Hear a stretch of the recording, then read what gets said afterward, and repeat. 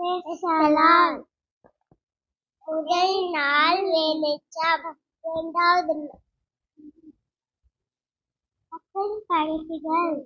முதல் நாள் வெளிச்சம், இரண்டாவது நாள் ஆகாயம், மூணாவது நாள் புல் பூண்டு மரங்கள், நாலாவது நாள் சூரியன் சந்திரன் நட்சத்திரம், ஐந்தாம் நாள் மீன்கள் பறவைகள், ஆறாம் நாள் மனிதர்கள் விலங்குகள், ஏழாம் நாள் ஓய்வு நாள். என் பெயர் ஏஞ்சல். கர்த்தர் என் மேய்ப்பராய் இருக்கிறார், நான் தாழ்ச்சி அடைய மாட்டேன். புல்லுள்ள இடங்களில் அவர் என்னை மேய்த்து அமர்ந்த தண்ணீர் அடையில் என்னை கொண்டு போய் விடுகிறார். என் சத்துருக்கு முன்பாக எனக்கு ஒரு பந்தியை ஆயத்தம் பண்ணி எண்ணெயை என் தலையில் அபிஷேகம் பண்ணுகிறேன். என் பாத்திரம் நிரம்பி வழிகிறது. என் ஜீவுள்ள நாளெல்லாம் நன்மையும் கிருபையும் என்னை தொடரும். ஆமென். நான் கர்த்தருடைய வீட்டிலே நிறுத்த நாட்களாம் என்றென்றைக்கும் நிலைத்திருப்பேன். ஆமென். எல்ஷடாய் தேவனுக்கு ஸ்தோத்திரம். என் பெயர் எஸ்தர். நான் ஒரு யூத பெண். என் மற்றோர் பெயர் அத்சார். நான் ரூபவதியும் சௌந்தரியமானவள். நான் சூசானில் வாழ்ந்து வந்தேன். எனக்கு தாய் தகப்பன் இல்லை. என் சிறிய தகப்பனாகிய மொர்தெகாய் என்னை வளர்த்தார். வஸ்திக்கு பதிலாக ஆகாஸ் வேறு ராஜாவுக்கு கன்னி பெண்ணை தேட கட்டளை பிறந்தது. கர்த்தர் ராஜாவின் கண்களில் தயவு கிடைக்க செய்தார். நான் ராஜாத்தியாக தேர்ந்தெடுக்கப்பட்டேன். என்னுடைய யூத குலத்தை அழிக்க வேண்டும் என்று ஆமான் திட்டம் போட்டான். ஆமான் மொர்தெகாய்க்காக தூக்குமரம் செய்து வைத்தான். ஆமான் யூதர்களை கொன்று போட சொல்லி ராஜாவிடம் பேசி சட்டம் போட்டான். இதை நான் அறிந்தபோது 3 நாட்கள் கர்த்தரிடம் உபவாசம் பண்ணினேன். பிறகு ராஜாவின் சமூகத்தில் பிரவேசித்தேன். ராஜா போர் செங்கோலை நீட்டினார். என்னுடைய குலத்துக்காக மன்றாடினேன். ஆமான் செய்த தூக்குமரத்தில் அவனையே ராஜா தூக்கி போட்டார். அந்த நாளை பூரிம் பண்டிகையாக கொண்டாடினோம். என்னை பட்டத்து ராணியாக்கி என் யூத குலத்தை காத்த எல்ஷடாய் தேவனுக்கு நன்றி. சர்வ வல்லமை உள்ள எல்ஷடாய் தேவனுக்கு ஸ்தோத்திரம். எனது பெயர் எசேக்கியா ராஜா. அநேக காரியங்களில் நான் கர்த்தருக்கு பிரியமானவனாய் நடந்து கொண்டேன். ஆனால் எனக்கு மரணத்துக்கு ஏதுவாய் நோய் உண்டானது. நான் மிகவும் கவலையோடு இருந்தேன். அப்பொழுது கர்த்தர் ஏசாயா தீர்க்கதரிசியை அனுப்பி, உன் வீட்டின் காரியங்களை எல்லாம் ஒழுங்குபடுத்து, நீ மரித்து விடுவாய் என்றார் என்று சொல்லிவிட்டு வாசலின் முற்றத்துக்கு போனார். நான் சுவர்புறமாய் திரும்பி அழுது கொண்டிருந்தேன். அப்போன ஏசாயா தீர்க்கதரிசி திரும்பி வந்து, உன் விண்ணப்பத்தை கேட்டேன், உன் கண்ணீரை கண்டேன். இதோ நான் உன்னை குணமாக்குறேன். உன் நாட்களுடைய 15 வருஷத்தை கூட்டுறேன் என்று கர்த்தர் சொல்லுகிறார். நான் 3ஆம் நாள் ஆலயத்துக்கு போனேன். எனக்கு சுகம் கொடுத்த எல்ஷடாய் தேவனுக்கு நன்றி. எல்ஷடாய் தேவனுக்கு ஸ்தோத்திரம் உண்டாதாக. என் பெயர் ரூத். என் கணவர் பெயர் மக்லோன்.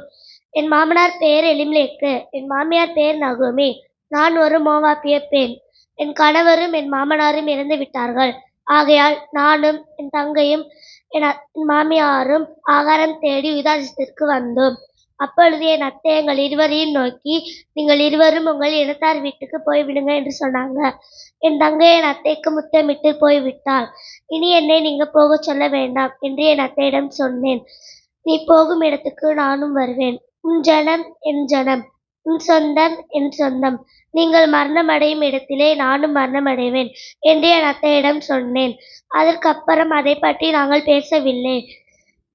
நாங்கள் இருவரும் பெத்லகேமுக்கு உள்ளே நுழைந்தவுடனே அங்குள்ளவர்கள் எங்களை பற்றி ஆச்சரியப்பட்டார்கள். என் கணவருக்கு உறவுமுறையான ஒருவர் இருந்தார். அவர் பெயர் போவாஸ். அவர் அங்கு ஒரு வயல் வைத்திருந்தார். அந்த வயலில் அதிக பேர் வேலை செய்தனர். என் அத்தை, அங்கு போய் கதிர் பொறுக்கி வா என்றார். நானும் போய் பொறுக்கினேன். போவாஸ் என்னை கண்டபொழுது, யார் இந்த பெண் என்று கேட்டார். அங்குள்ளவர்கள் என்னை பற்றி கூறினார்கள். அதற்கு நான், அந்நிய பெண்ணாய் இருக்க உங்கள் கண்களில் தயவு கிடைத்தது என்றேன். அதற்கு போவாஸ், உனக்கு தக்கதாக பலனை கர்த்தராகிய இயேசு கட்டளையிடுவார். இஸ்ரவேலின் செட்டைகளின் நிழல் வந்த உனக்கு அவராலே நிறைவான பலன் கிடைத்தது என்றார். திருமணம் செய்ய ஆலோசனை செய்தார்கள். நானும் திருமணம் செய்தேன். எங்கள் இருவருக்கும் ஒரு குழந்தை பிறந்தது. அதை என் மாமியார் தன் மடியில் வைத்து வளர்த்தார்கள். அந்த குழந்தைதான் ஈசாயினாகிய தகப்பனாகிய ஓபேத். ஆமென். என்னை உண்டாக்கின இஸ்ரவேல் தேவனுக்கு ஸ்தோத்திரம். என் பெயர் யோசேப்பு, என் தகப்பன் பெயர் யாக்கோபு, என் தாயின் பெயர் ராகேல். எனக்கு 11 சகோதரர்கள். நாங்கள் கானான் தேசத்தில் குடியிருந்தோம். என் சகோதரர்களின் ஆடுகளை நான் மேய்த்து கொண்டிருந்தேன். அப்பொழுது என் சகோதரர்கள் செய்யும் தவறுகளை என் தந்தையிடம் சொல்லுவேன். என் தந்தை என் மீது மிகவும் அன்பு வைத்தார். அதன் நிமித்தம் எனக்கு ஒரு பலவர்ண அங்கியை தைத்து கொடுத்தார். அதை கண்டு என் அண்ணன்மார்கள் என் மீது பொறாமை கொண்டனர். அதன் விளைவு நான் ஒரு சொப்பனம் கண்டேன். அந்த சொப்பனத்தை அவர்களிடம் சொன்னேன். அந்த சொப்பனம் என்னவென்றால் 11 அரிக்கட்டுகள் என்னை வணங்குவது போல் இருந்தது. மறுபடியும் ஒரு சொப்பனம் கண்டேன். அந்த சொப்பனம் சூரியன் சந்திரன் 11 நட்சத்திரங்கள் என்னை வணங்குவது போல் இருந்தது. அதை என் தந்தையிடம் சொன்னேன். அதற்கு அவர், ஒருவேளை நானும் உன் தாயும் உன் சகோதரரும் உன்னை வணங்குவோமோ என்று சொல்லி அதை மனதில் வைத்துக் கொண்டார். ஒரு நாள் என் அண்ணன்மார்கள் சீயோவில் ஆடு மேய்த்து கொண்டிருந்தனர். என் தந்தை அவர்களின் நலத்தை விசாரித்து வா என்று சொல்லி என்னை அனுப்பினார். நானும் அங்கே சென்றேன். தேடினேன். அவர்கள் அங்கே இல்லை. ஒருவர் வந்து, அவர்கள் தோத்தானில் ஆடு மேய்க்கிறார்கள் என்றார்கள். நான் உடனே அங்கே சென்றேன். அவர்கள் என்னை கண்டதும், சொப்பனக்காரன் வராண்டா என்று சொல்லி என்னை கேலி செய்தார்கள். அவர்கள் என்னை கொலை செய்ய திட்டமிட்டிருந்தனர். பக்கத்தில் ஒரு குறி இருந்தது. அதில் தள்ளிவிடலாம் என்று யோசித்தனர். என் அண்ணன் ரூபன் இவளிடம் தப்பிவிக்க, இவனை கொல்வதனால் நமக்கு ஒரு லாபமும் இல்லை, இவனை இந்த குழியிலேயே தள்ளிவிடலாம் என்று சொல்லி என்னையும் தப்பித்தான். அவர்கள் என்னை அந்த குழியில் தள்ளினார்கள். அவ்வழியில் இஸ்மவேலர் கூட்டம் எகிப்துக்கு விலையுயர்ந்த பொருட்களை கொண்டு சென்றிருந்தனர். அவர்கள் உடனே என் அண்ணன் யூதா, இவனை வெற்றி விடலாம் என்று சொல்லி 20 வெள்ளிக்காசுக்கு என்னை விற்று போட்டார்கள். எகிப்தின் அதிபதியான போர்த்திபார் வீட்டில் என்னை விற்று போட்டார்கள். கர்த்தர் என்னோடு கூட இருந்தார். நான் செய்வது எல்லாவற்றையும் அவர் எனக்கு வாய்க்க பண்ணினார்.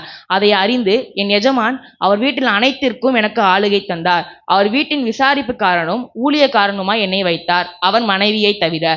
சில நாட்கள் சென்ற பின் அவர் மனைவி என் மீது ஆசை கொண்டு என்னை பாவம் செய்ய அழைத்தாள். நான் உடனே, உன்னை தவிர மற்ற அனைத்து பொருட்களுக்கும் என் எஜமான் எனக்கு ஆளுகை தந்தார் என்று சொல்லி அங்கிருந்து சென்று விட்டேன்.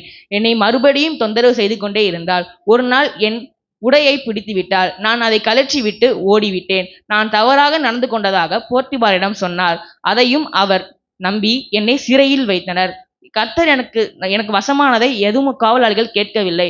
நான் கர்த்தர் செய்ததை வாய்க்க பண்ணினார். சில வருடம் சென்ற பின் சிறையில் 2 சொப்பனம் கண்டனர். அந்த சொப்பனத்தை என்னிடம் சொன்னார். அதற்கான அர்த்தத்தையும் நான் சொன்னேன். அது அவர்கள் வாழ்க்கையில் அப்படியே நடந்தது. 2 வருடம் சென்றது. எகிப்தின் ராஜாவாகிய பார்வோன் ஒரு சொப்பனம் கண்டார். அந்த சொப்பனத்தை அனைவரிடமும் சொன்னார். ஆனால் யாருக்கும் அச்சொப்பனத்தின் அர்த்தம் தெரியவில்லை. நான் சிறையில் 2 சொப்பனம் கண்டேன். அதில் ஒருவரான பானபத்திரக்காரன் பார்வோனுக்கு திராட்சை ரசம் ஊத்து கொடுப்பவனாய் இருந்தான். அவர் என்னை பற்றிய விவரங்களை சொல்லியிருக்கிறான். உடனே அவர்கள் என்னை புதிய உடையை அணித்து அலங்காரப்படுத்தி அவர்களிடம் கொண்டு போய் சென்றனர். பார்வோன் என்னிடம் அந்த சொப்பனத்தை சொன்னார். நானும் அதற்கான அர்த்தத்தை சொன்னேன். அந்த சொப்பனத்தின் அர்த்தம் என்னவென்றால், 7 வருஷம் செழிப்பு, 7 வருடம் பஞ்சம் என்று கூறினேன். அதை அவர் ஏற்றுக்கொண்டார். அவர் என்னை எகிப்துக்கு அதிபதியாக்கினார். அவரது முத்திரை மோதிரத்தை எனக்கு போட்டார். என் தகப்பன் தேசத்தில் பஞ்சம் தலைவிரித்து ஆடியது. அதனால் எகிப்துக்கு தானியங்கள் வாங்க வந்தார்கள். நான் அங்கே அதிபதியாக இருந்தேன். என் அண்ணன்மார்களுக்கு நான் யார் என்று தெரியவில்லை. ஆனால் எனக்கு அவர்கள் யார் என்று தெரிந்தது. அவர்கள் கொண்டு வந்த காசை அவர்கள் பையிலே போட்டு தானியங்கள் கொடுத்து, உன் தம்பியை அழைத்து வா என்று சொல்லி அவர்களை அனுப்பிவிட்டேன். அவர்களின் தம்பி பென்யமீனை அழைத்து வந்தார்கள். நாங்கள் அனைவரும் வரிசைப்படி அமர்ந்து உண்டோம். என் தம்பி பென்யமீனுக்கு அதிக உணவை வைத்தேன். அவனை கட்டி அதிக பங்கு வைத்தேன். என் தகப்பனை அழைத்து வரும்படி சொன்னேன். அதற்கு அவர்கள் அழைத்து வந்து, என் தகப்பனை நான் கட்டி கொண்டேன். நான் தான் யோசேப்பு என்று சொன்னேன். அதற்கு என் தகப்பன், உன்னை பார்ப்பேனோ என்று நினைத்தேன், உன் பிள்ளைகளையும் பார்க்க சொன்னார். நன்றி. கர்த்தருடைய பரிசுத்த நாமத்துக்கு ஸ்தோத்திரம். என் பெயர் அன்னாள். என் கணவர் பெயர் எல்கானா. என் கணவருக்கு 2 மனைவிகள். ஒருத்தி நான், மற்றொருத்தி பெனினாள். பெனினாளுக்கு குமாரர்கள் குமாரத்திகள் இருந்தன. எனக்கு குழந்தைகள் இல்லை. என் கணவர் சீலோவிலே உள்ள கர்த்தரின் ஆலயத்திற்கு பலியிட செல்வார். அங்கே அவர் பலியிட்ட பிறகு பெனினாளுக்கும் அவரது குமாரருக்கும் குமாரத்திகளுக்கும் பங்கிட்டு கொடுப்பார். என்னை அதிகமாக சிநேகித்தபடியால் எனக்கு இரட்டிப்பான பங்கை கொடுப்பார். கர்த்தரோ என் கர்ப்பத்தை அடைத்திருந்தார். கர்த்தர் என் கர்ப்பத்தை அடைத்திருந்ததன் காரணமாக பெண்ணினால் என்னை மிகவும் விசனப்படுத்தினாள். நானும் கர்த்தருடைய ஆலயத்திற்கு சென்று மிகவும் அழுது கொண்டு சாப்பிடாமல் இருந்தேன். என் கணவர் என்னை நோக்கி, ஏன் அழுது கொண்டு இருக்கிறாய், ஏன் சாப்பிடாது இருக்கிறாய் என்று கேட்டார். நாங்கள் சீலோவிலே புசித்து குடித்த பிறகு நான் கர்த்தருடைய ஆலயத்துக்கு சென்றேன். அங்கு கர்த்தருடைய ஆசாரியனாகிய ஏலியும் அவரது குமாரரும் இருந்தார்கள். என்று மிகவும் அழுது கொண்டிருந்தேன். அங்கு ஏலி என்னை கண்டு, ஏன் வெறுத்திருக்கிறாய், உன் குடி உன்னை விட்டு விலகட்டும். நான் அப்பொழுது அச்சல் அழுதுட்டு இருக்கும்போது ஏலி என்னை பார்த்து கேட்கிறாரு, நீ குடிச்சிருக்காயா அப்படின்னு கேட்கும்போது நான் சொன்னேன், நான் குடிக்கல, மதம் இருந்தல, எதுவுமே நான் பண்ணல, அப்ப என்னோட இது நான் கத்துக்கிட்ட ஊத்திட்டேன் அப்படின்னு சொல்லும்போது ஏலி என்கிட்ட சொல்றாரு, நீ சமாதானத்துடன் போ, நீ உன்னோட விண்ணப்பத்தின்படி சேனைகளை கர்த்தராகிய ஆண்டவர் உனக்கு எல்லாத்தையுமே கொடுப்பாரு அப்படின்னு சொன்னாரு. அதுக்கப்புறம் சில நாட்களுக்கு பின்பு நான் கர்ப்பவதியாகி ஒரு குமாரனை பெற்றேன். அவனுக்கு சாமுவேல் என்று பெயரிட்டேன். அப்பொழுது நான் கர்த்தர்கிட்ட விண்ணப்பம் பண்ணியிருந்தேன், என்னன்னா எனக்கு ஒரு ஆண் பிள்ளை நீங்க கொடுத்தீங்கன்னா நான் அவனை உங்களுக்காகவே சர்ச்சில் கொண்டு வந்து விட்டுருவேன் அப்படின்னு நான் ஒரு விண்ணப்பம் பண்ணியிருந்தேன். அது மாதிரி எனக்கு ஒரு ஆண் பிள்ளை கொடுத்தாரு, சாமுவேல் என்று பெயரிட்டேன். அவன் நான் அதுக்கப்புறம் அவன் பால் மறக்கிற வரைக்கும் நீ அவனை இங்கே வச்சிரு அப்படின்னு கணவர் சொன்னாரு. சரி, நானால அவன் பால் மறக்கிற வரைக்கும் நான் அவனை இங்கே வச்சிருந்தேன். அதுக்கப்புறம் அவனுக்கு ஒரு 3 வயசு அந்த மாதிரி இருக்கும்போது ஒரு 3 காளைகளையும் ஒரு மரக்கால் மாவு, அதுக்கப்புறம் ஒரு திருதி திராட்சை ரசத்தை கொண்டு எடுத்துட்டு அவனை போயிட்டு நான் சர்ச்சில் அங்கே சீலோவில் இருக்கிற கர்த்தருடைய ஆலயத்தில் கொண்டு போய் விட்டேன். அப்போ நான் கர்த்தர்கிட்ட சொன்னேன், என்னோட விண்ணப்பத்தின்படியே நான் கொண்டு வந்து விட்டுட்டேன். அதே மாதிரி நான் இன்னொரு பொத்தனை பண்ணியிருந்தேன், அவன் வாழ்நாள் முழுதும் அவன் தலையில சவரன் கத்தி படாம நான் பார்த்துப்பேன் அப்படின்னு சொல்லியிருந்தேன். அதே மாதிரியே நான் சர்ச்சில் கொண்டு போய் விட்டேன். அப்படியே இயேசுப்பட்ட சொல்லிட்டு வந்தேன், நான் சொன்ன மாதிரியே நான் விண்ணப்பம் பண்ண முடியே, நீங்க எனக்கு ஒரு ஆண் பிள்ளையை கொடுத்தீங்க, அவனை நான் சர்ச்சில் கொண்டு வந்து விடுறேன் அப்படின்னு சொல்லிட்டு நான் அவனை கொண்டு போய் விட்டுட்டு வந்துட்டேன்.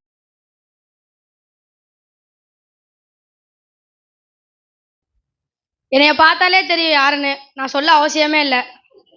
நான் தான் சாத்தான். இப்போ இங்கே இவ்வளோ பேர் உட்காந்துருக்கீங்களே, உங்களை பற்றி பைபிளில் இருக்கா? என்னைய பற்றி பைபிளில் இருக்கு. என்னைய பற்றி ஏசாப்பா ஏசாயால சொல்லியிருக்காரு, விடிய மகனே அப்படின்னு சொல்லி என்னை பற்றி சொல்லியிருக்காரு. நான் வானத்துக்கு ஏறுவேன், மேகனுக்கு மேலாக வீட்டிருப்பேன். என்னோட சிங்காசனம் ஏசப்பா கிட்ட இருக்கும், உன்னதமானவருக்கு மறைவா இருப்பேன். இப்போ இவ்வளோ பேர் உட்காந்துருக்கீங்கல்ல, உங்களை பற்றி யாரை பற்றியுமே பைபிளில் இல்லை, ஆனால் என்னைய பற்றி பைபிளில் இருக்கு. நான் எப்போ தெரியுமா சிரிப்பேன்? நீங்களாம் அழுவுவீங்க தெரியுமா, உங்களை அழுவ வைக்கிறதும் நான் தான். நீங்கள் அழுவும் போதெல்லாம் நான் பயங்கரமாக சிரிப்பேன். எப்படி தெரியுமா சிரிப்பேன்?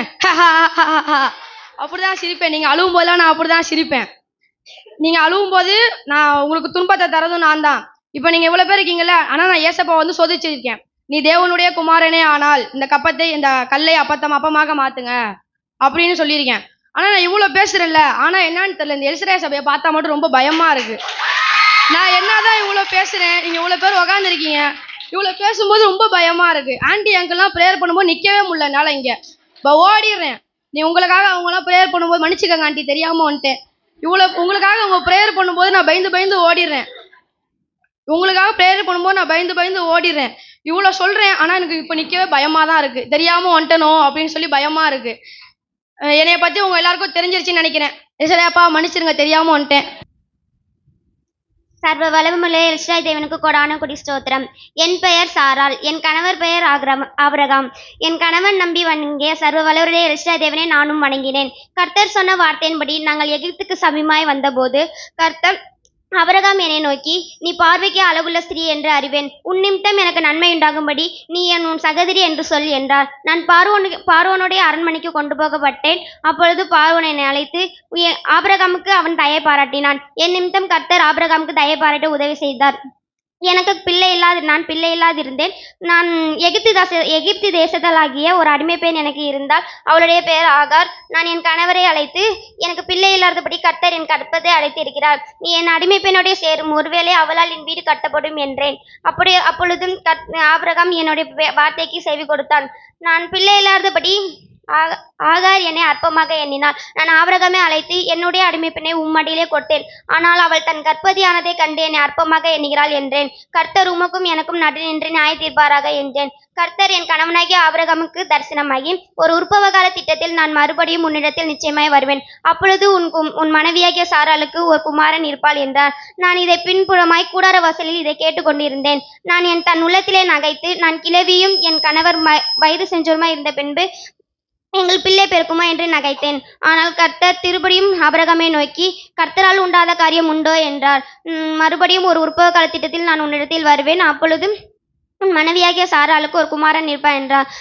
கர்த்தர் நான் அற்பமாக எண்ணப்பட்டதை கண்டு என்னுடன் பேசியது, பிள்ளை பெறாத மலடியே மகிழ்ந்து பாடு, கர்ப்ப வேதனை படாதவளே கெம்பீரமாய் ஆனந்த சத்தமிடு, கர்ப்பவேதனை படாதவளே ஆனந்தமாய் கெம்பீர சத்தமிடு, வாழ்க்கையப்பட்டவளுடைய பிள்ளைகளை பார்க்கிலும் அநாத ஸ்திரீயினுடைய பிள்ளைகள் அநேகம் என்று கர்த்தர் சொன்னார். நீ வலதுபுறத்திலும் இடதுபுறத்திலும் இடங்கொண்டு பெருகுவாய், உன் கூடாரத்தின் இடத்தை விசாலமாக்கு, உன் திரைகள் விரிவாகட்டும், தடை செய்யாதே, உன் கயிறுகளை நீளமாக்கி உன் முளைகளை உறுதிப்படுத்து. நீ வலதுபுறத்திலும் இடதுபுறத்திலும் இடங்கொண்டு பெருகுவாய், உன் கூடாரத்தின் உன் வாசசக்தி உன் சந்ததியார் ஜாதிகளை சுதந்திரித்துக் கொள்வார்கள், பாழாக்கியிருந்த பட்டணங்கள் எல்லாம் குடியேற்றுவிப்பார்கள். பயப்படாதே, நீ வெட்கப்படுவதில்லை, நானாதே, நீ லட்சையடைவதில்லை. உன் வாலிபத்தின் வெட்கத்தை நீ மறந்து உன் விதையெறுப்பின் நிந்தையை நினையாதிருப்பாய். என் சிருஷ்டிகரே என் நாயகர், என் சேனைகள் கர்த்தர் என்பது அவருடைய நாமம். இஸ்ரவேலின் தேவன் சர்வபூமியின் தேவன் எனப்படுவார் என்றேன். கர்த்தர் என்னை நோக்கி, கைவிடப்பட்ட மனம் நொந்தவளே, இளம் பிராயத்தில் விவாகம் செய்யப்பட்ட மனைவியைப் போல் தள்ளப்பட்ட மனைவியைப் போல் இருக்கிற உன்னை நான் அழைத்தேன். இமைப்பொழுது உன்னை கைவிட்டேன், ஆனாலும் உருக்கமான இரக்கங்களால் உன்னை சேர்த்துக் கொள்கிறேன். அற்பகாலம் மூண்ட கோபத்தினால் என் முகத்தை உனக்கு மறைத்தேன், ஆனாலும் நித்திய கிருபையின்படி உனக்கு இறங்குவேன். உன்மேல் கோபம் கொள்வதில்லை என்றும் உன்னை கடந்து கொள்வதில்லை என்றும் ஆணையிட்டேன். மலைகள் விலகினாலும் பர்வதங்கள் நிலைப்பதாலும் என் கிருபை உன்னிட்டு விலகாமலும் என் சமாதானத்தின் உடன்படிக்கை நிலைபெறாமலும் இருக்கும் என்று என்மேல் மனதுகிற கர்த்தர் சொன்னார். பிள்ளைகள் எல்லாரும் கர்த்தரால் போதிக்கப்பட்டிருப்பார்கள், உன் பிள்ளைகளுடைய சமாதானம் பெரிதா இருக்கும் என்று கர்த்தர் சொன்னார். கர்த்தர் சொன்ன வார்த்தையின்படி நான் விசுவாசத்தினாலே வாக்குத்தத்தம் பண்ணிட உண்மையுள்ளவர் என்று எண்ணி கர்ப்பம் தரிக்க பலன் அடைந்தேன். கர்த்தர் தாம் சொல்லியிருந்தபடியே என் பேரில் கடாட்சமானார். கர்த்தர் தாம் உரைத்தபடியே எனக்கு செய்தருளினார். என் கணவன் முதிர் வயதாய் இருக்கையில் நான் கர்ப்பவதியாகி ஒரு குமாரனை பெற்றேன். கர்த்தர் குளித்த காலத்திலே ஒரு குமாரனை பெற்றேன். அவனுக்கு ஈசாக்கு என்று பெயரிட்டேன். என் சிறுமியை கண்ணோக்கி பார்த்து ஒரு குமாரனை கொடுத்து எல்சிடாய் தேவனுக்கு கொரான கொடி ஸ்தோத்திரம். கர்த்தருடைய பரிசுத்த நாமத்துக்கு ஸ்தோத்திரம். என் பேர் பிரியா. நான் வந்து மிரியாம் கேரக்டர் எடுத்திருக்கேன். எங்கள் அம்மா அப்பா வந்து நாங்கள் வந்து லேவி குடும்பத்தை சேர்ந்தவங்க. எங்கள் அம்மா அப்பா எல்லாருமே லேவி குடும்பத்தை சேர்ந்தவங்க. மொத்தம் நாங்கள் 5 பேர். எங்கள் அம்மா அப்பா, என் சகோதரர் 2 பேர், நாங்கள் மொத்தம் 5 பேர். அதில் வந்து எங்கள் அம்மா வந்து கர்ப்பவதியாகி ஒரு குழந்தைய பெற்றாங்க. அப்போ வந்து அந்த பார்வோன் தேசம் முழுவதும் வந்து ஆண் பிள்ளை கொல்லணுன்ற ஒரு பெரிய கட்டாயத்தில் அந்த தேசம் முழுவதும் இருந்தது. எல்லா ஆம்பளை பிள்ளையும் கொண்டு போட்டுக்கிட்டே இருந்தாங்க. அந்த நேரம் பார்த்து எங்கள் அம்மா என் தம்பியை குழந்தை பிறந்திருந்துச்சு. அந்த குழந்தை பிறக்கையில் ரொம்ப அழகாக இருக்க பார்த்து அது கொல்ல மனசு இல்லாமல் அதை அப்படியே ஒளிய வச்சு வீட்டுக்குள்ளேயே வச்சு மூடி ரொம்ப கஷ்டப்பட்டு வளர்த்துக்கிட்டு இருந்தாங்க. அந்த குழந்தைக்கு நான் தான் பால்லாம் கொடுத்து பார்த்துட்டு ரொம்ப பத்திரமா பார்த்து வளர்த்தோம். 3 மாதம் ஆயிடுச்சு. எங்களால் முடியல, எவ்வளோ வச்சும் பார்த்து பார்க்கையில் முடியல.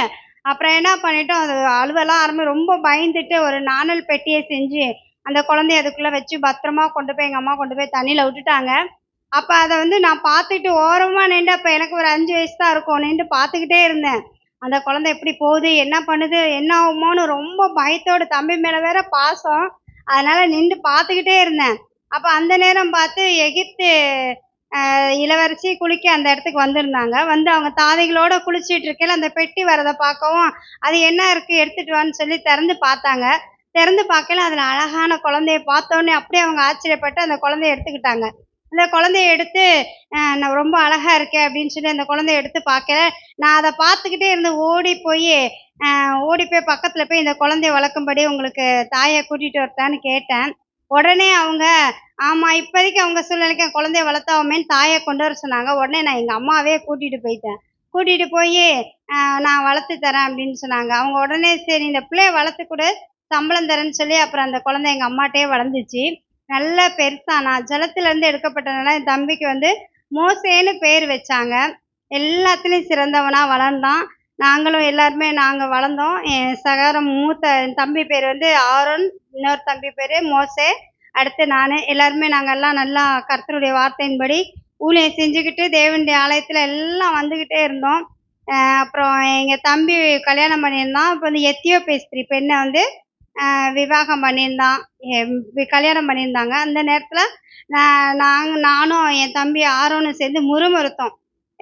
இந்த பையனை கல்யாணம் பண்ணிட்டான், வேறு எந்த ஒரு காரணமும் தெரியல.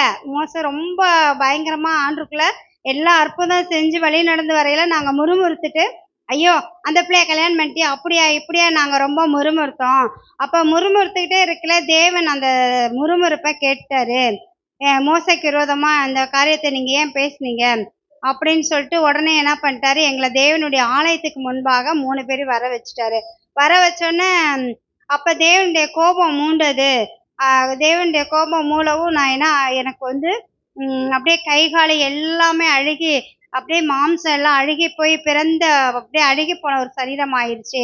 எல்லாம் என்னை கொண்டு போய் பாளையத்துக்கு புறம்ப போட்டாங்க. ஆனாலும் குஷ்டரோகம் வந்துருச்சு. அப்போ வந்து ஆனாலும் மோசே எனக்காக தேவனுடைய சன்னிதானத்துல போய், அப்பா அது ஒரு விஷயம் மன்னிங்க, நீ இப்படி வேண்டான்னு சொல்லி ரொம்ப மன்றாடி கெஞ்சையில அப்போ ஆண்டு திரும்பவுமே கிருபை பாராட்டி இரக்கம் பாராட்டி அந்த குஷ்டரோகம் சுத்தமாகி திரும்பவும் வந்தாங்க. அதுக்கு முன்னால வந்து ஏசப்பா வந்து அற்புதம் செஞ்சாங்க. எப்படின்னா, நாங்கள் எல்லாமே அடிமைத்தனத்துல இருந்தோம். மோசே எங்கள் தம்பியை எடுத்ததுக்கு அர்த்தமே வந்து அந்த ஜனங்களை மீட்டெடுக்க வேண்டிட்டு தான் ஆண்டு முன்குறிச்சிருந்தாரு. அப்போ பெரிய அடிமைத்தனத்துலேருந்து மீட்டு வந்தார். எல்லாரும் அப்படியே ஜனங்க எல்லாம் நடந்து வரையில செங்கடல் நடுவில் வந்துருச்சு. அந்த செங்கடல் நடுவில் பார்த்தோன்னே எல்லாரும் பயந்து திகைத்து போய் நிற்கல. அப்போ வந்து கர்த்தர் வந்து என் தம்பிகிட்ட மோசைகிட்ட பேசி, நீ உன் கரத்தை நீட்டு செங்கல் வழியாக பிளந்து நடக்க வச்சாரு. நடந்து வந்துட்டு இருக்கையில அப்போ அந்த பார்வோன் ஜனங்களும் எங்களை துரத்திட்டே வரையில நாங்கள் எல்லாம் பயந்து நடுங்கி எல்லாருமே மொத்தம் 3 லட்சம் ஜனங்கள் எல்லாரும் சேர்ந்து, இன்னும் அதை விட நிறைய ஆண்கள் எல்லாம் இருந்தாங்க. நிறைய கூட்டத்தோடு வரையில அவனும் தொடர்ந்து வரையில நாங்கள் எல்லாம் பயந்து நடுங்கி போய் நின்றோம். ஆனால் தேவன் என்ன செஞ்சார், அற்புதத்தையும் அதிசயம் செஞ்சு எங்கள் முன்னால் நின்று அந்த சமுத்திரத்துல எல்லாம் அந்த எகிப்து பின்தொடர்ந்து வந்த எகிப்தியரை இன்று கண்ட எகிப்தியன் இனி காண மாட்டேன்னு சொல்லி எல்லாத்தையும் அந்த செங்கடல்ல அழித்து போட்டாரு. அப்ப செங்கடல்ல கடந்து வரையில நானும் என்னோடக்குள்ள நிறைய வாலிப பிள்ளைகள் எல்லாருமே சேர்ந்து என்ன பண்ணோம், தம்புரை எடுத்து கர்த்தரை நாங்கள் பாடி புகழ்ந்தோம். இந்த கர்த்தர் மகிமையாய் வெற்றி சிறந்தார், பார்வன் சேனையும் அதன் ரத்தங்களின் குதிரையும் ஈயம்போல் கடலிலே அமிழ்த்து போட்டார் அப்படின்னு சொல்லி நாங்கள் எல்லாம் கரங்களை தட்டி தேவனை ஆராதித்தோம். முதல் ஆராதனையும் முதல் தீர்க்கதரிசியும் நான் தான். எல்லாம் செஞ்சோம். மோசைக்கு விரோதமாக முறுமுறுத்தாலும் என்னை முறுமுறுத்தனால எல்லாம் செஞ்சதையும் பார்க்காம முறுமுறுத்தனால தண்டனையும் கொடுத்தாரு, திரும்பி மீட்டு எடுத்தாரு. போன வாரம் நம்ம பாஸ்டர் கின்சிலி கூட எங்களை பற்றி சபையில் பேசினாங்க. இன்னும் நிறையா பேசுகிற அளவுக்கு ஆண்டு உயர்த்தி வச்ச தேவனுக்கு கொடான கொடி. தகப்பனுமான தேவனுக்கு ஸ்தோத்திரம். என்னுடைய பெயர் சூலமித்தி. நான் வந்து என்ன பேச போகிறேன்னா, சூலமித்தியையும் சூலமித்தியோட காதலன் வந்து சாலமோன், அவங்கள பற்றி நான் சொல்லாமல் நானும் என் நேசரும் நாங்கள் எப்படி இருந்தோம், உன்னத பாட்டில் நாங்கள் எப்படி இருந்தோன்றதை பற்றி நான் பேச போகிறேன். என் நேசர் வந்து என்னை வர்ணிக்கும் போது கூப்பிடுறாரு, என் சகோதரியே, என் மணவாளியே, என் உத்தமியே, உன்கிட்ட பழுதொன்றும் இல்லைம்மா, நீ எழுந்து வா, நீ ஒளி வீசுன்னு என்னை கூப்பிடுறாரு.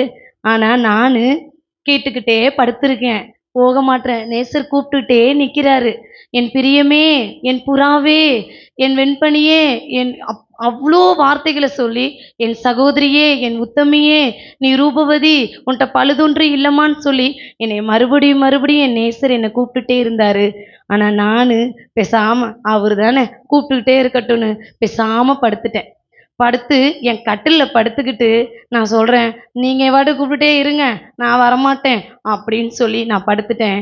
படுத்துட்டு காலையில் எந்திரிச்சு பார்க்கும்போது என்னுடைய ஐயோ, நம்மளை நேசர் வந்து கூப்பிட்டாரே, நம்ம பார்க்காம தூங்கிட்டோமோ அப்படின்னு சொல்லி என்னுடைய அந்த கதவண்டையில் போய் நான் நின்று அந்த கதவுடைய துவாரத்தை பார்க்கும்போது என் நேசருடைய கையின் பிடியில துவாரத்தில் அந்த வெள்ளை போல படிஞ்சிருந்ததை பார்த்தேன். அதை பார்த்தோன்னே ஐயோ, என் நேசர் என்னை தேடி வந்தாரே, நான் அவரை விட்டுட்டேனேன்னு சொல்லி, எதுக்காக தெரியுங்களா அவரை நான் விட்டேன்? என்னுடைய கோபத்தினால, என்னுடைய ஆங்காரத்தினால, என்னுடைய கௌரவத்தினால, என்னுடைய பெருமையினால என் நேசரை வந்து நான் வந்து நினைக்கல, அவரை நினைக்காம போயிட்டேன் அப்படின்னு சொல்லி அந்த வெள்ளை போலத்தை நான் தொட்டு பார்க்கும்போது என் நேசருடைய அன்பு எனக்கு தெரிஞ்சிச்சு. ஐயோ, என் நேசர் என்னை தேடி வந்தாரே, அவரை நான் விட்டுட்டேனேன்னு சொல்லி ஒவ்வொருத்தரையா கேட்குறேன். அங்கே இருக்க எருசலேம்ல போய் கேட்குறேன். எருசலேம் காவலர் பார்த்து என்னை கேட்குறாங்க, யார் உன் நேசர், எங்கே வந்து தேடிக்கிட்டு இருக்கா, இங்கிருந்து போமாட்டியா, அப்படின்னு என்னை பார்த்து கேட்குறாங்க. அநேக ஸ்திரீகள் எருசலேம் குமாரத்திகள் கேட்குறாங்க, நேசரா அவர் யாரு அப்படின்னு சொல்லி கேட்கும்போது அந்த இடத்துல மனம் கசந்து நான் அழுதேன். என் துக்கத்தால் என் இருதயம் முழுதும் நிறைஞ்சிருந்துச்சு. எல்சாய், அப்பா என் நேசரே, நான் உங்களை விட்டுட்டேனா? நான் உங்களை விட மாட்டேன்ப்பா, உங்களை பிடிச்சிக்குவேன்ப்பா, என் தாயின் கருவறையில் உங்களை கொண்டு வந்து நான் விட மட்டும் உங்களை விடாம பற்றி கொண்டு இருப்பேன்ப்பான்னு சொல்லி அப்போ உட்காந்து என் நேசரை நோக்கி நான் கூப்பிட்டேன். என் நேசருடைய அந்த பிரசன்ஸை ஒரு நிமிஷம் நான் உணர்ந்தேன். என்ன சொல்லி தரீங்களா? நான் என் நேசரை கூப்பிட்டேன், அப்பா கல்வாரி நாயகரே, கண்களில் நிறைந்தவரே, கரம் பிடித்தவரே, கைவிடா கண்மலையே, என்னை இழுத்து கொள்ளும், ஓடி வந்திடுவே,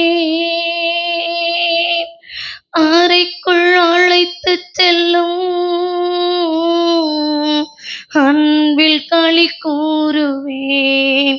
ஐயா, அறைக்குள் அழைத்து செல்லும், அன்பில் களி கூறுவேன். என் நேசருடைய அன்பை நினைச்சு தேவ சமூகத்துல உட்கார்ந்து அந்த எருசலேம் குமாரத்திகள் என்னை பார்த்து கேட்டாங்கல்ல, உன் நேசர் எப்படிப்பட்டவர்னு.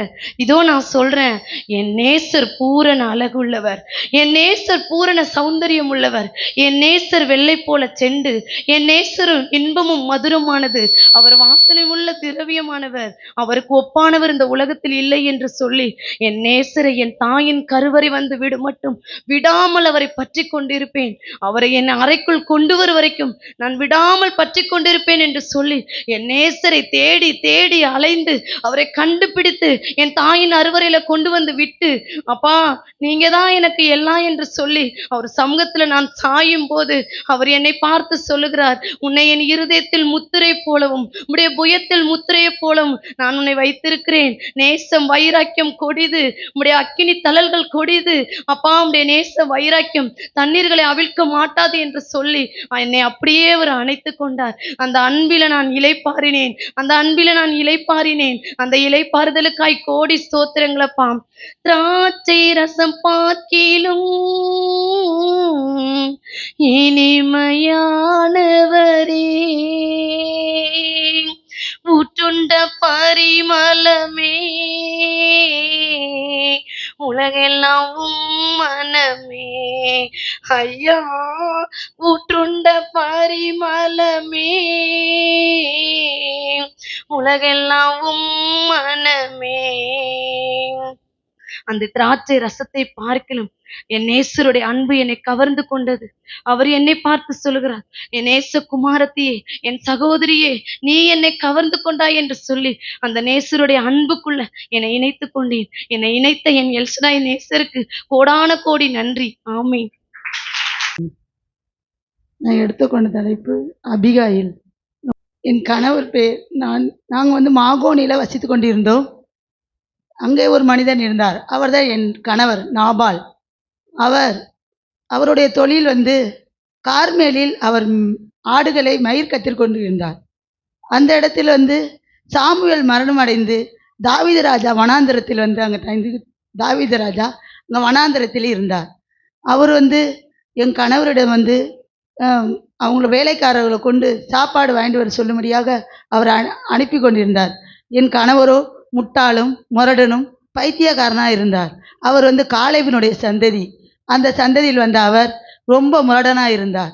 அவரிடத்தில் கொஞ்சம் கூட ஈவு இறக்கமே இல்லாதிருந்தது.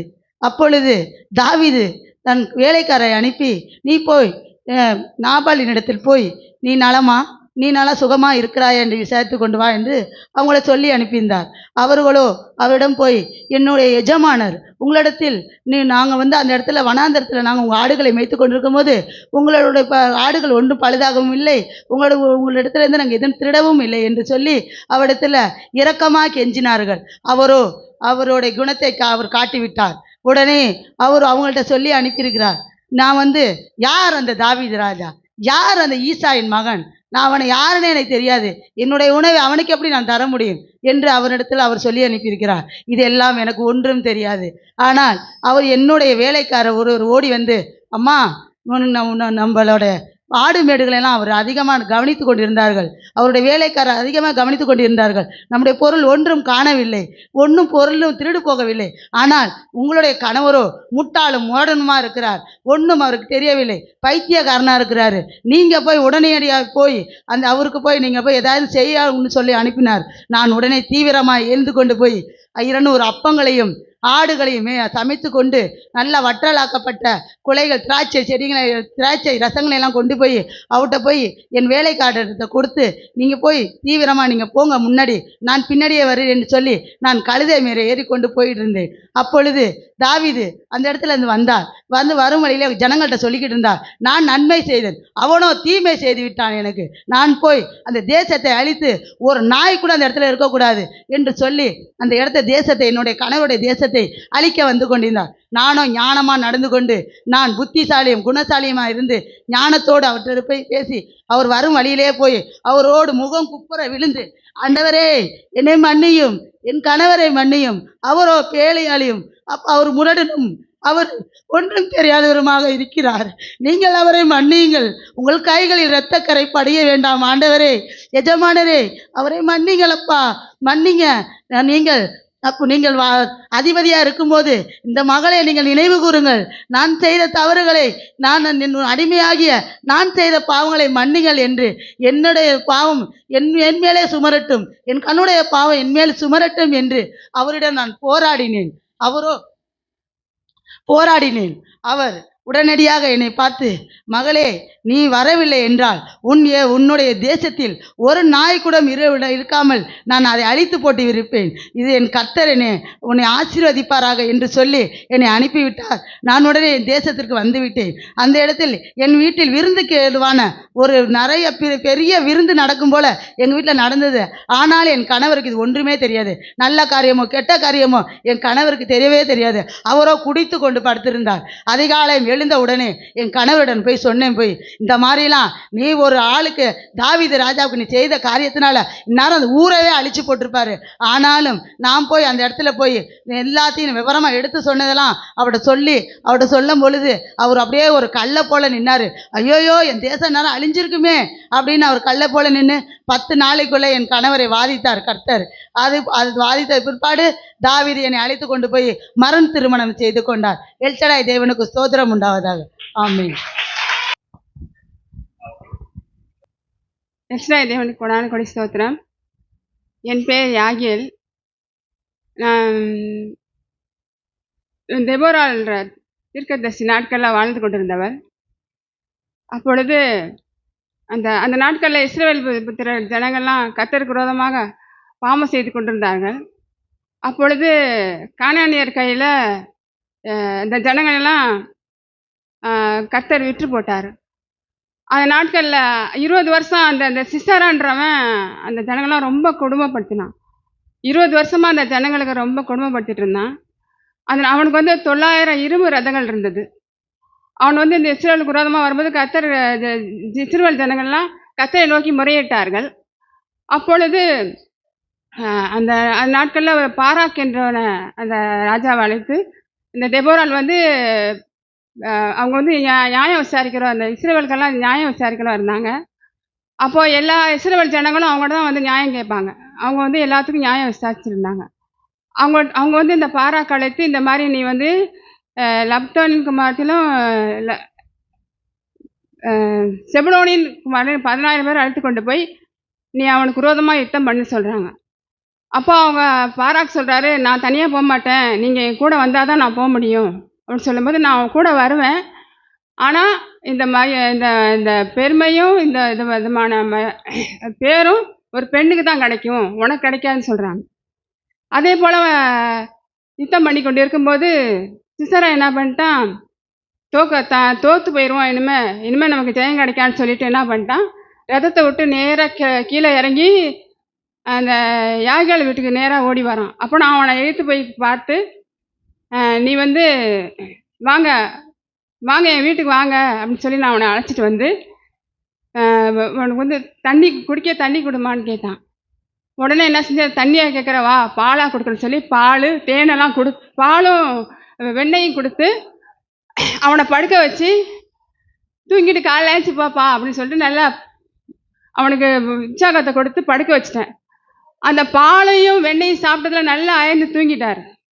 உடனே என்ன பண்ணிட்டேன், பாயை போட்டு ஒரு சமக்காலத்தில் விரித்து பெரிய ஒரு கூடாரத்தோட ஆணி எடுத்து தலையில் அடித்து தரையோட புதைச்சி விட்டேன்.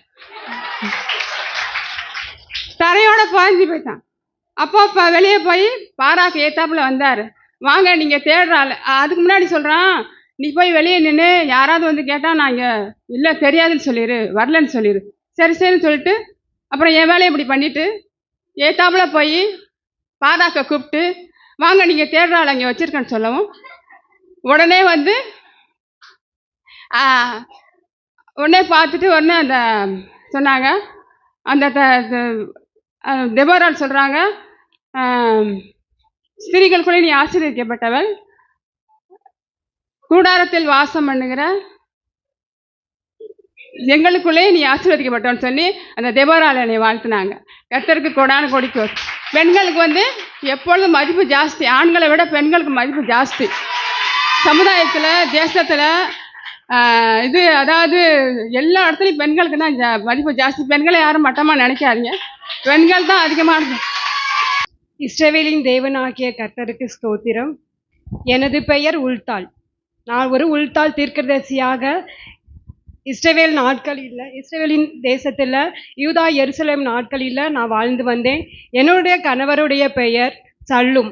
அவர் வந்து வஸ்திரசாலை விசாரிப்புக்காரராக வேலைகளை செய்து வந்தார்.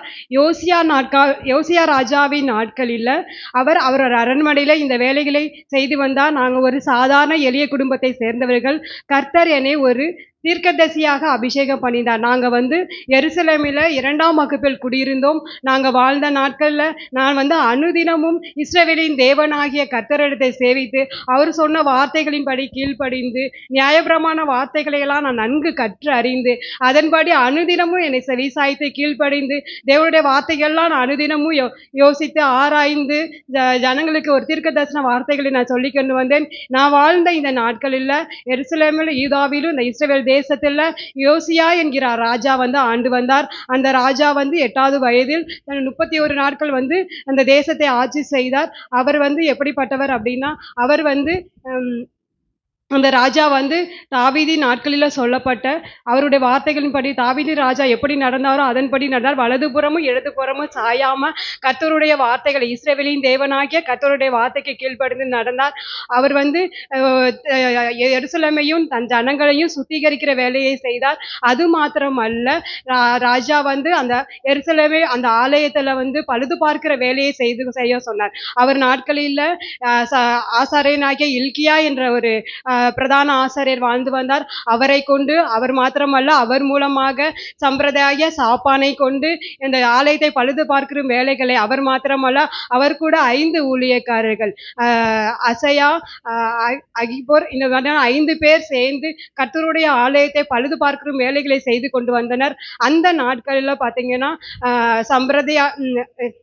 இல்கியா வந்து கர்த்தருடைய ஆலயத்தில் கண்டெடுக்கப்பட்ட ஒரு நியாயபரமான புஸ்தகத்தை கண்டெடுத்தார். அந்த பழுது பார்க்கிற வேலைகள் அனைவரும் செய்து கொண்டாங்க. அதுக்கான பணங்கள் எல்லாம் செலவழிக்கப்பட்டது, அதுக்கான காரியங்கள்லாம் நடந்தது. அப்போ வந்து அந்த இல்கியா வந்து நியாயபரமான புஸ்தகங்களை கண்டெடுத்தார். அந்த நாட்களில் வேற ஒருவர் நாட்கள் கையில் அந்த புஸ்தகம் கிடைக்கப்பட்டதா அது வேற மாதிரி நடந்திருக்கும். ஆனால் அந்த பிரதான ஆசிரியனாகிய இல்காவின் கையில் அந்த புஸ்தகம் கண்டெடுக்கப்பட்டது. அதை கொண்டு அதை வந்து சம்பிரதாய சாப்பானு என்கிற ஒரு அந்த சாப்பானு இடத்தில் கொடுத்து இதை ராஜாவிடம் கொண்டு கொடுங்கள் என்று கொடுத்தார். சம்பிரதாய சாப்பான் வந்து அப்படியே போய் அந்த யோசியா ராஜாவினுடைய கையில் கொடுத்து அதை வாசித்தார். அதை வாசித்த போது அந்த யோசியா ராஜா என்ன செய்தார் தெரியுங்களா? தன்னுடைய வஸ்திரங்களை கிழித்து கொண்டு தேவனிடத்துல மனம் திரும்புறதுக்கு அப்படி வந்து ரொம்ப தாழ்த்தினார். அந்த புஸ்தகத்தில் அப்படி என்னதான் எழுதியிருந்தது நம்ம யோசிக்கணும் இல்லையா? அந்த புஸ்தகத்துல என்ன எழுதியிருந்ததுன்னா, மோசே நாட்கள் எழுதப்பட்ட நியாயபரமான புஸ்தகத்துல என்ன எழுதப்பட்டிருக்குன்னா, கண்டிப்பா அவங்களோட பிதாக்கள் என்ன பண்ணாங்க, அவங்களோட அப்பா வந்து ஆமோன், அவருடைய அப்பா வந்து மனாசே, அவருடைய அப்பா வந்து எசேக்கியா. எசேக்கியா தேவனுடைய வார்த்தைக்கு எல்லாம் கீழ்ப்படிந்து கரெக்டா நடந்தாங்க. ஆனா மனாசே அதுக்கு ஆப்போசிட்டா நடந்தாங்க. அவருடைய பிள்ளை வந்து ஆமோன், அவரும் ஆப்போசிட்டா நடந்தாங்க. ஆனால் அந்த 2 பேரையும் தாண்டி யோசியா கர்த்தருடைய வார்த்தைக்கு தன்னை செவிசாய்க்க கீழ்ப்படிந்த தன்னை செவிசாய்த்தார். அதனால தான் அந்த புஸ்தகத்துல என்ன எழுதப்பட்டிருக்குன்னா, உபாகமத்துல சொல்லப்பட்டது போல அந்த நியாயப்பிரமாண புஸ்தகத்துல உபாகமம் 28, 29 சொல்லப்பட்ட அத்தனை சாபங்களும் பொல்லாப்புகள், கர்த்தருடைய வார்த்தைக்கு விரோதமா நம்ம செயல்பட்டா என்ன சாபம் வரும், என்ன பொல்லாப்பு வரும், என்ன காரியங்களாம் நடக்கும் அப்படிப்பட்ட வார்த்தைகள் சொல்லப்பட்ட அந்த வார்த்தைகளை கேட்டதுனால தான் அவர் வந்து தன்னுடைய வஸ்திரங்களை கிழித்து கொண்டு தேவனிடத்தில் துக்கித்து தன்னுடைய அந்த இல்கியாவையும் சம்பிரதாய சாப்பானையும் அசாயா அந்த 5 பேத்தையும் போயிட்டு தேவனிடத்தில் கர்த்தரிடத்தில் இதை குறித்து விசாரியுங்கள், இதை குறித்து கர்த்தர் என்ன சொல்கிறார் என்பதை குறித்து விசாரிங்கள் என்று அவங்க 5 பேரையும் தீர்க்கதரிசிகள் அனுப்புனாங்க. அந்த நாட்களில பார்த்தீங்கன்னா எரேமியா, செப்பனியா என்ற தீர்க்கதரிசிகள் வாழ்ந்தாங்க. ஒரு ஆண் தீர்க்கதரிசிகள் வாழ்ந்த நாட்களில் என்னை கொண்டு தேவன் பெரிய காரியங்களை செய்தார். ஏன்னா அந்த நாட்கள் அவங்க வந்து அந்த ராஜா வந்து என்னிடத்தில் ஒரு பெண் தீர்க்கதரிசிகள் அந்த நாட்களே வாழ்ந்து தீர்க்கதரிசனம் உரைக்கிறது பெரிய விஷயம். ஏன்னா பெண்களை வந்து அவ்வளோ சீக்கிரம் வந்து வெளியே விட மாட்டாங்க. இந்த மாதிரியான நாட்களில் கர்த்தர் என்னை கொண்டு பெரிய காரியங்களை செய்தார். அப்போ வந்து அவங்க வந்து என்னிடத்துல வந்து தேவனுடைய வார்த்தைகளை குறித்து, இந்த நியாயப்பிரமாண வார்த்தைகளை குறித்து எடுத்து விசாரிக்க வந்தாங்க. அப்ப நான் என்ன சொன்னேன்னா, இஸ்ரவேலின் தேவனாகிய கர்த்தரிடத்தை விசாரிக்க சொன்ன இந்த ராஜாவுக்கு நீங்க போய் சொல்ல வேண்டியது என்னவென்றால், நியாயப்பிரமாண புஸ்தகத்தில் எழுதப்பட்ட சகல பொல்லாப்புகளாகிய சாபங்கள் அனைத்தும் இந்த குடிகள் மேலும் இந்த ஜனத்தின் மேலும் வரும் என்று உங்கள் ராஜாவிடத்தில் போய் சொல்லுங்கள் என்று நான் சொன்னேன். இது நான் சொல்லவில்லை, இது இஸ்ரவேலின் தேவனாகிய கர்த்தர் சொன்னார் என்று கர்த்தர் சொன்ன வார்த்தையை நான் 3 தரமாக ஆணித்தரமாக கர்த்தர் சொன்னார் என்று கர்த்தர் சொன்ன வார்த்தைகளை மாத்திரமே நான் சொன்னேன். அவர்கள் ஏன் அப்படி நடந்தாங்க? கர்த்தருடைய வார்த்தைக்கு அவங்க பிதாக்கள் எல்லாருமே கர்த்தருடைய வார்த்தைக்கு விரோதமா நடந்தாங்க. அவர்கள் வந்து தங்களுடைய கையின் கிரியைகளாகிய அந்நிய தேவனை வணங்குனாங்க. அந்த விக்கிரக தோப்புகள், பல வகையான அந்த கையின் கிரியைகள் அனைத்தையும், தூப பீடங்கள், பலிபீடங்கள், இந்த மாதிரியான பழைய அந்த எல்லா காரியங்களையும், விக்கிரகத்துக்கான அனைத்து காரியங்களையும் வணங்கி தொழுது கொண்டு வந்தாங்க. அவங்க அந்த அந்நிய தெய்வங்களை வணங்கி கொண்டு வந்ததுனால அந்த பொல்லாப்புகள், சாபங்கள் அனைத்தையும் இந்த தேசத்தின் மேல் வர செய்வேன் என்று கர்த்தருடைய கோபம் உக்கிரமாய் எழுந்தது என்று இஸ்ரவேலின் தேவனாகிய கர்த்தர் உரைக்கிறார் என்று திரும்பவும் நான் சொன்னேன். ஆனாலும் அந்த ராஜா தன்னுடைய வஸ்திரங்களை கிழித்து கொண்டு தேவனிடத்தில் போய் விசாரிங்கள் என்று மனங்கசந்து துக்கித்து அழுது தேவனிடத்தில் பணிந்து கொண்டதுனால திரும்பவும் அவரிடத்தில் சொன்னேன், இஸ்ரவேலின் தேவனாகிய கர்த்தர் உரைக்கிறது என்னவென்றால், நீங்கள் உங்கள் ராஜாவினிடத்தில் இதை போய் சொல்லுங்கள் என்று நான் சொன்னேன். நீ துக்கித்து மனங்கசந்து அழுததுனால இந்த தேசத்தின் வரக்கூடிய பொல்லாப்பை உன் நாட்களிலும் இந்த தேசத்தில் உள்ள நீ வாழ்கிற நாட்களில் நான் செய்ய மாட்டேன். உன் பிதாக்களிடத்தில் நித்திரை பண்ணுவாய், உன் பிதாக்களிடத்தில் கல்லறையில் சேர்க்கப்படுவாய், உன் நாட்களில் இந்த பொல்லாப்பு வராது என்று கர்த்தராகிய இஸ்ரவேலின் தேவனாகிய கர்த்தர் உரைக்கிறார் என்று நான் சொன்னேன். நான் சொன்ன இந்த வார்த்தைகளை அப்படியே இல்கியா, பிரதான ஆசிரியர் இல்கியா, சம்பிரதானிக சாப்பான், அகியா மற்ற இருவரும் போய் ராஜாவேக யோசியாவிடத்தில் போய் சொன்னார்கள். யோசியாவிடத்தில் சொன்ன உடனே யோசியா ராஜா அப்படியே விடலைங்க. அவர் போய் அப்படியே தன்னுடைய ஆசாரியர்கள், மூப்பர்கள், பெரியோர், சிறியோர், அந்த யூதா எருசலேம் நாட்களில் உள்ள எல்லாரையும் தேவாலயத்துக்கு கூட்டிக் கொண்டு போய் அந்த தேவாலயத்துல போய் தேவனை தொழுது கொள்ள ஆரம்பித்தார்கள். அங்க தேவாலயத்துல என்ன பண்ணப்பட்டது அப்படின்னா, தேவனுடைய வார்த்தைகள் சத்தமாய் வாசிக்கப்பட்டது. எல்லாரும் வாசிக்கிறதை கேட்டார்கள். கேட்கப்பட்ட அந்த வார்த்தைக்கு எல்லாரும் உடன்பட்டார்கள். யோசியா ராஜா வந்து தேவனுடைய அந்த வார்த்தைக்கு தன் உடன்படிக்கை பண்ணினார். தேவனுடைய வார்த்தைக்கு நான் கீழ்ப்படிந்து நடப்பேன், நான் மாத்திரம் அல்ல, என் ஜனங்கள், என் குடிகள், என்னுடைய பெரியோர், சிறியோர் எல்லாரும், ஆசாரியர், லேவியர் எல்லாரும் கீழ்ப்படிந்து நடப்பார்கள் என்று சொல்லி நான் வந்து எல்லாரோடு நான் மாத்திரம் அல்ல, என் ஜனங்கள், என் குடிகள் எல்லாருமே வந்து தேவனோடு உடன்படிக்கை பண்ணினார்கள். இப்படி நாங்கள் உடன்படிக்கை பண்ணினால இஸ்ரவேலின் தேவனாகிய கர்த்தர் இந்த பொல்லாப்பை என் நாட்களில் வராம இருக்க பண்ணினார் என்று ராஜா சொன்னார். இது ஏன் நான் சொல்றேன்னா, அந்த ஒரு பெண் தீர்க்கதரிசியா இருந்தாலும் அந்த தீர்க்கதரிசியை கொண்டு சொல்லப்பட்ட வார்த்தைகள் மூலமாக யோசியா ராஜா நாட்களில் ஒரு பெரிய ஒரு பொல்லாப்புலிருந்து ஜனங்கள் எல்லாம் பாதுகாக்கப்பட்டாங்க. அதனால அந்த தேசம் முழுவதும் பெரிய ரட்சிப்பு வந்தது, விடுதலை வந்தது, அந்த தேசத்துல ஒரு பெரிய எழுப்புதல் வந்தது. அதற்கு காரணமானவங்க தான் இந்த உல்தாள் தீர்க்கதரிசி. அது மாத்திரமல்ல, யோசியா ராஜா அதுக்கப்புறம் என்ன நடந்ததுன்னா, ஒரு நியாயாதிபதிகள் நாட்கள் முதல் சாமுவேல் தீர்க்கதரிசிகள் நாட்கள் முதல் கொண்டு ஒரு நாளும் செய்யப்படாத ஒரு பஸ்கா ஆசரிக்கப்பட்டது. பஸ்கா வந்து அது யாருடைய நாட்களில் நடக்காத பஸ்கா ஆசரிக்கப்பட்டது. அது மாத்திரமல்ல, அந்த தீர்க்கதரிசிகள் ராஜாக்கள் நாட்களில் இவருடைய நாட்கள் வரைக்கும் செய்யப்படாத அவரை போல ஒரு ஒத்த ராஜா யாருமே எழுமுனதில்லை. அப்படியாக தேவன், இஸ்ரவேலின் தேவனாகிய கர்த்தர் யோசுவா வந்து யோசியா கீழ்ப்படிந்து நடந்தனால அவரை இவ்வளவாக ஆசரித்தார். பஸ்கா ஆசரிக்கப்பட்டது விசேஷமாக. அவரை போல ஒருத்த ராஜா எழும்புனதில்லை என்று சொல்லப்பட்டது. ஏன்னா பெண் தீர்க்கதரிசி வாழ்ந்த நாட்களில் இப்படி ஒரு எரேமியா தீர்க்கதரிசி வாழ்ந்திருக்காங்க, செப்பனியா தீர்க்கதரிசி வாழ்ந்திருக்காங்க. ஆனா அவர்களை கொண்டு தேவன் செய்யல. இந்த தீர்க்கதரிசியை, இந்த உள்தாள் தீர்க்கதரிசியாக என்னை கொண்டு தேவன் இந்த தேசம் முழுவதும் ரட்சிப்படைய எழுப்புதல் வர தேவன் பயன்படுத்தினார். எல்ஷா தேவனுக்கு நன்றி. சோதரம் எல்ஷா தேவனுக்கு கொடான கொடி நன்றி. பேச போற கேரக்டர் வந்து ஆபிரகாமும் சாராளை பத்தி பேச போறேன். ஆபிரகாம் சாராலும் எப்படி ஒரு கணவரும் மனைவியுமா இருந்தாங்க என்று. ஆபிரகாம் வந்து ஒரு சிலை செதுக்கிறவரு. அவர் சிலை செதுக்கி முடிச்சு அவர் 75 வயசுல ஏசப்பா தரிசனம் பண்ணாரு. ஆபிரகாம் தெரிஞ்சு கொண்டாரு, ஆபிரகாம் என் கணவரை தெரிந்து கொண்டு அவர் சிலை செதுக்கிட்டு இருந்தாரு. ஒரு நாள் என் கணவரோட சகோதரன் கூட்டு போய் ஒரு மருந்தை கொடுத்து இது சாப்பிட்டீங்கன்னா உனக்கு குழந்தை பிறக்கும்னாரு. அப்ப ஆபிரகாம் சொன்னாரு, இதெல்லாம் எனக்கு தேவையில்லை அப்படின்னு சொல்லி சுருவத்தை எல்லாத்தையும் உடைச்சு போட்டுட்டு வந்து வனாந்திரத்தை விழுந்து அழுந்து கொண்டு இருந்தார். என் கணவர் அழுதுன்னு சொன்னார். என்கிட்ட வந்து அழுதேன் அப்படின்னு சொன்ன போது அப்ப தேவனோட வார்த்தை என் கணவருக்கு உண்டானது. என்கிட்ட வந்து சொன்னாரு, நான் உனக்கு பெலனும் கேடகமா இருப்பேன், நான் உனக்கு பெரிய பெலனா இருப்பேன், நான் உனக்கு கேடகமா இருப்பேன்னு சொன்னாரு. ஏசப்பா இப்படி என்கிட்ட வந்து கர்த்தர் சொன்னாரு. தேவதூதன் வந்து சொன்னாரு, நீ ஒரு பிள்ளையை பெறுவ, உனக்கு ஒரு பிள்ளையை தருவேன், நீ வானத்தை அண்ணாந்து பாரு, அது நட்சத்திரம் என்ன கூடுமானா என்ன, இந்த மாதிரி உன் சங்கதி பெரிதா இருக்குன்னு ஆபிரகாமுக்கு ஏசப்பா சொன்னான்னு என் கணவர் நைட்டு சொல்லிட்டு இருந்தாரு. என்னங்க சொல்றீங்க, இப்படி நடக்குமா ஆபிரகாமையும் கேட்டேன். ஆமா, ஏசப்பா சொன்னாரு, வாக்கு கொடுத்தா மாற மாட்டாரு, எனக்கு சொல்லியிருக்கிறாரு. நம்ம இங்க எங்க அப்பாவையும் அம்மாவையும் விட்டுட்டு வெளி தேசத்துக்கு போக சொல்லியிருக்கிறாரு. நாளைக்கு எங்க அப்பாட்ட போய் நான் பேச போறேன் அப்படின்னு என் கணவர் சொன்னாரு. நான் என்ன எப்படி இது ஆகும்னு சொல்லி நினைச்சிட்டு இருந்தேன். உடனே என் கணவர் போய் அவங்க அப்பாட்ட பேசி நான் வெளி தேசத்துக்கு போறேன்னு சொன்னப்போ என் மாமனார் திட்டினாரு, எதுக்கு நீ போற அப்படின்னு சொல்லி. இல்ல எனக்கு ஒரு சந்ததியை தருவேன்னு சொல்லி இருக்கிறாரு, எனக்கு ஒரு தெய்வம் பேசுனுச்சு, அவர் சொன்ன வார்த்தை எனக்கு பயங்கரமா இருந்துச்சு, ஆனால் நான் போறேன்னு சொல்லி வெளியில வந்துட்டாங்க. வெளியில லோத்தும் என் கூட வந்துட்டாப்ல. லோத்து நானும் ஒரு வனாந்தரத்துல குடிசை போட்டு இருந்தோம். அப்ப சாராள் வந்து 90 வயசு ஆனிச்சு. திருப்பி ஆபிரகாம் ரொம்ப என் கணவர் மனமடிவா இருந்தாரு. அப்பொழுது ஆபிரகாம் திருப்பி தேவன் வந்து பேசினாரு, நான் உனக்கு நிச்சயமா ஒரு பிள்ளையை கொடுப்பேன்னு சொன்ன மாதிரி ஆபிரகாம் ஒரு 3 புருஷனுக்கு வர்றதை என் கணவர் கண்டாரு. கண்டது உடனே என் கணவர் ஓடி போய் தரை மட்டுமா அவளை வணைஞ்சு, நீ வாங்க நீங்க எங்க வீட்டுல வந்து உட்காந்து சாப்பிட்டுட்டு போங்கன்னு சொன்னாங்க. உடனே என் கணவர் என் வீட்டுக்குள்ள வந்து, சாராளே ஒரு போஜனத்தை ரெடி பண்ணு, உங்களுக்கு நான் விருந்து வைக்கணும் அப்படின்னு சொல்லி ஒரு மந்தைக்கு போய் ஒரு கெடாவை பிடிச்சு கொண்டு என் கையில கொடுத்து அடிச்சு இதை சாப்பாடு ருசியுள்ள பதார்த்தமா செய்யுன்னு சொன்னாரு. நான் உடனே ருசியுள்ள பதார்த்தத்தை செஞ்சு அவங்கள்ட்ட கொண்டு போய் கொடுத்தேன். அவங்களும் சாப்பிட்டாங்க. அடுத்த வருஷம் இந்நேரம் நான் வரப்போ உனக்கு ஒரு குழந்தை இருக்குன்னு சொன்னாங்க. அப்போ நான் முதிர் வயதா இருக்கிறேன்னு என் கிழவன் எனக்கு எல்லாம் நின்று போச்சு, பெண்கள் வழிபாடு நின்று போச்சு, என் கணவரும் கிழவனா இருக்கிறாரு, எப்படி ஆகும் நான் நகைச்சேன்.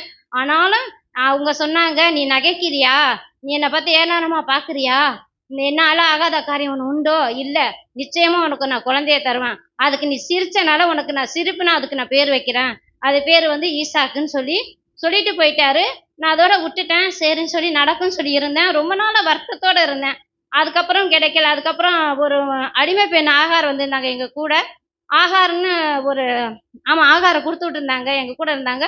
அந்த ஆகாரம் என் கணவருக்கு சரி கணவர் ஆகாரம் மூலமா எனக்கு ஒரு குழந்தை வரும் பிளக்குன்னு என் கணவர்கிட்ட நைட்டு சொன்னேன், நீங்க ஆகாரத்தை சேருங்க, நீங்க ஆகாரம் சேர்ந்து அவங்க மூலமா எனக்கு ஒரு குழந்தை கிடைக்கட்டும், அதே நமக்கு பிள்ளையா இருக்கட்டும் அப்படின்னு சொல்லி நான் எதிர்பார்த்தது வேற, ஆனா தெய்வம் எதிர்பார்த்தது வேற அப்படின்னு சொல்லிட்டு அது உடனே எனக்கு ஆகார் வந்து சேர்ந்துட்டாங்க, பேசிட்டாங்க, ஒரு குழந்தையும் கொடுத்துட்டாங்க.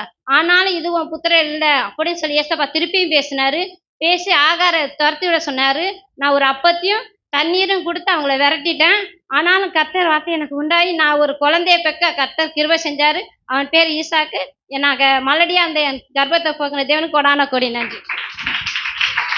நல்ல சூப்பரான கேரக்டர். வாழ்த்துக்கள் உங்களுக்குலாம். அவங்க வந்து எந்த ஒரு நடிக்காதவங்களுக்குலாம் இது வெட்கக்கேடு. ஏன்னா பெரியவங்க பாருங்க எவ்வளோ ஒரு குழந்தை மனசா நடிக்கிறாங்க. அது உண்மையுமே பாராட்டத்தக்க விஷயம். இவன் நிறைய எங்களோட கூட சேர்ந்து நீங்கள் ஒத்துழைப்பு கொடுத்து இருந்ததுக்காக ரொம்ப நன்றி. அடுத்த வாரம் வந்து ஃபேமிலி இது இருக்குது. நீங்கள் வந்து குடும்பமாக ஒரே கலர் ட்ரெஸ் போட்டுட்டு வந்து கர்த்தர் ஆராதிக்கும்படி கேட்டுக்கொள்கிறோம். 25ஆம் தேதி கிறிஸ்மஸ் காலை ஆராதனை. காலை 10 மணிலேருந்து 12 மணி வரைக்கும் ஆராதனை. முடிஞ்சோடனே 1 மணி நேரம் டான்ஸ் ப்ரோக்ராம்லாம் இருக்குது, நாடகம்லாம் இருக்குது. ஏசப்பா பிறப்பை பற்றி கூடிய நாடகத்தெல்லாம் போட போகிறோம். அதுக்கப்புறமேட்டு முடிஞ்சோன்னே எல்லாத்துக்கும் சாப்பாடு அரேஞ்ச் பண்ணியிருக்கோம். ஓகேவா? நீங்கள் வந்து ஜெபத்தில் தாங்கும்படியாக உங்களை கேட்டுக்கொள்கிறேன். எல்லாருக்கும் ரொம்ப நன்றி.